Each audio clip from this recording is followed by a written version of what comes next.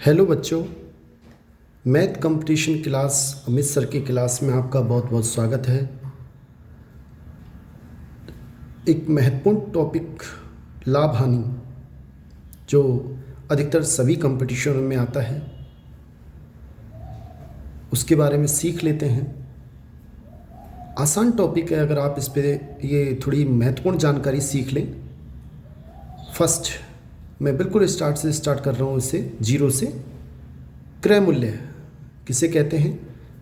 वह राशि जिससे किसी वस्तु को खरीदा जाता है क्रय मूल्य कहलाता है।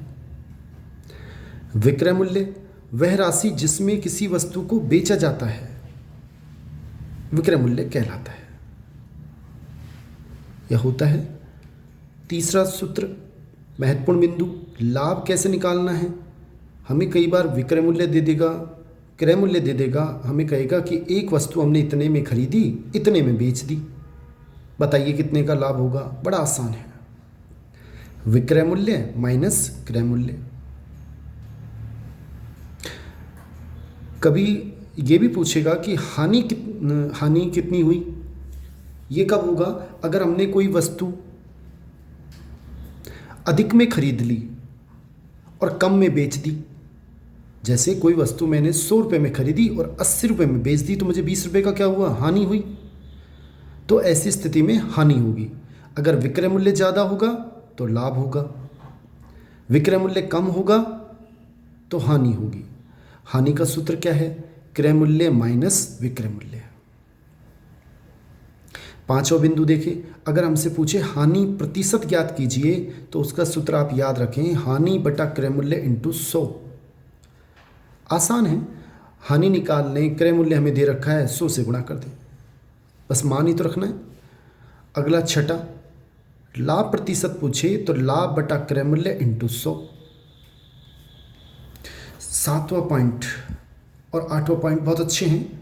सीईटी एग्जाम 2024 में इस पे बेसिक क्वेश्चन आया भी है, मैंने उसको अलग तरीके से करा रखा है, वो भी अच्छा तरीका है, आप उससे भी देखें और इस सूत्र से भी देखें, ये भी अच्छा है कि विक्रय मूल्य बराबर 100 प्लस लाभ प्रतिशत बटा 100 इंटू क्रय मूल्य, और विक्रय मूल्य बराबर 100 माइनस हानि प्रतिशत बटा 100 इंटू क्रय मूल्य। आपको विक्रय मूल्य दे देगा, क्रय मूल्य दे देगा, आपको ये देखना है कि लाभ दे रखा है प्रतिशत या हानि प्रतिशत। अगर लाभ प्रतिशत दे रखा है तो 7वां नंबर का सूत्र लगाना है, और हानि प्रतिशत दे रखी है तो 8वें नंबर का सूत्र लगाना है। ये आपको देखना होगा कि हमें कौन सा दे रखी है, हानि प्रतिशत या लाभ प्रतिशत। एक क्वेश्चन की बात कर लेते हैं जो सीईटी 2024 अभी में आया हुआ है, उसको मैंने मेरे शॉर्ट वीडियो में हल भी कर रखा है, उस तरीके से भी देख लें, वो भी अच्छा तरीका है। एक ये तरीका है, जब हमें कंसेप्ट क्लियर होते हैं तो हम बार बार नए नए तरीके ढूंढते रहते हैं, और अगर रटते हैं तो वो हम एक तरीके पे ही रह जाते हैं। आप इसको भी देखें नए तरीके से, एक ही क्वेश्चन को। क्वेश्चन इस प्रकार आया था कि एक वस्तु को इतने में बेचा जाता है और 25% की हानि होती है, तो वस्तु का लागत मूल्य मतलब क्रय मूल्य कितना है, कितने में खरीदी। विक्रय मूल्य दे रखा है, इतने में बेची, हानि प्रतिशत दे रखा है, क्रय मूल्य पूछ रहा है। अभी मैंने आपको बताया 7वें नंबर के सूत्र में लाभ का और 8वें में हानि का। अब हानि प्रतिशत दे रखी है तो विक्रय मूल्य बराबर 100 माइनस हानि प्रतिशत बटा 100 इंटू क्रय मूल्य। मान रख दें, विक्रय मूल्य का मान 69.60, 100 माइनस हानि प्रतिशत 25 बटा 100 इंटू क्रय मूल्य। ये हमें ज्ञात करना है। जो भी ज्ञात करना हो उसे रहने दें, अपना आप निकल जाएगा। 69.60 एज इट इज़। ये दशमलव हटाएंगे तो नीचे 1 आएगा, और दशमलव के बाद 2 संख्याएं तो 2 जीरो आएंगी। बराबर 100 में से 25 गए 75, नीचे 100 इंटू क्रय मूल्य। बच्चों नीचे नीचे संख्या कट जाती है, ऊपर ऊपर बीच में अगर बराबर है तो, ये भी आप सुन लें, बीच में अगर बराबर है तो नीचे नीचे की संख्याएं किसी एक ही संख्या से कट जाएगी, ऊपर ऊपर की भी किसी एक संख्या से कट जाएगी। यहाँ 100 से कट रहा है, 100 एकम 100, 100 एकम 100, 100 कट गया आपस में। तो क्रय मूल्य का मान 70 का भाग इसमें नीचे लगा दिया, 6960 बटा 75। इसका मतलब अगर आप इसमें भाग दोगे तो 92.80 यानी हमारा डी आंसर बिल्कुल ठीक था। मैं फिर कह रहा हूँ, इसको आप एक तरीका और भी है, उससे भी देख लें, इससे भी देख लें, दोनों ही तरीके अच्छे हैं। अगर किसी की याद रखने की क्षमता ज़्यादा है तो आप इस सूत्र से करें, समझने की क्षमता है तो उससे करें, दोनों ही अच्छे हैं। हमें तो क्वेश्चन हल करना है और उसका आंसर लेके आना है। नेक्स्ट क्वेश्चन देखें।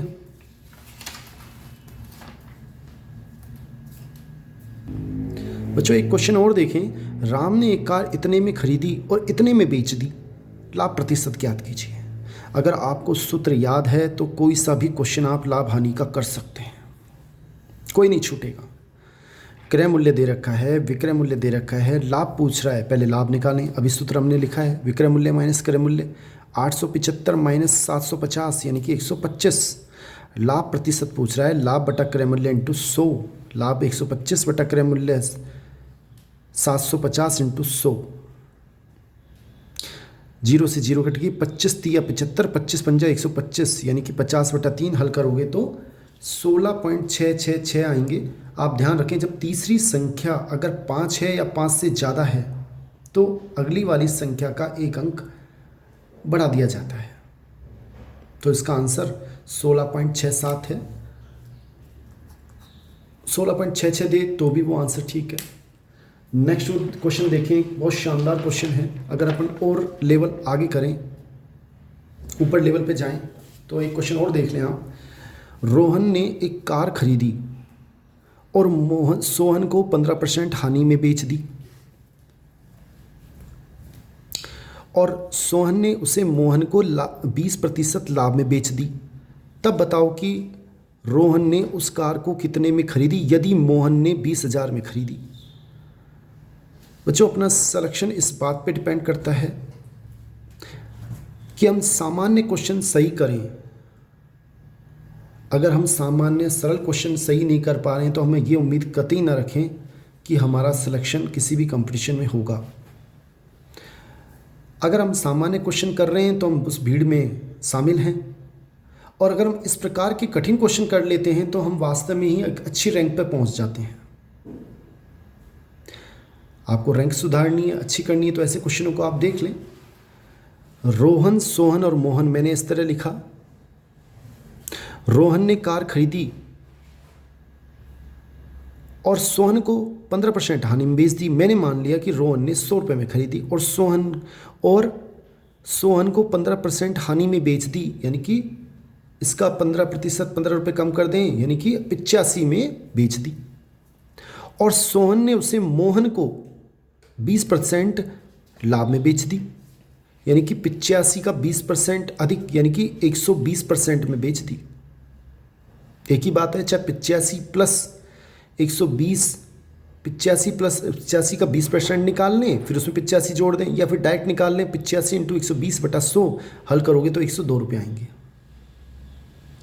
अब आगे कह रहा है यदि मोहन ने 20,000 में खरीदी, तो मोहन के नीचे मैंने 20,000 लिख दिए। तो रोहन ने कितने में खरीदी मेरे को नहीं पता, मैंने मान लिया x। बहुत आसान, इसको इससे गुणा करें और इसको इससे गुणा करें।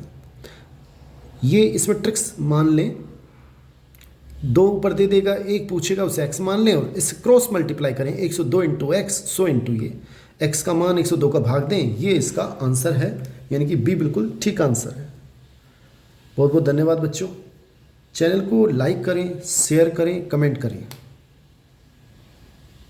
और चैनल को सब्सक्राइब जरूर कर लें, क्योंकि हम सीईटी और अदर कंपटीशन सबके लिए ये सारे ही टॉपिक अच्छे होते हैं, महत्वपूर्ण होते हैं, जिससे आपके पास सारी वीडियो तुरंत पहुंच सकें।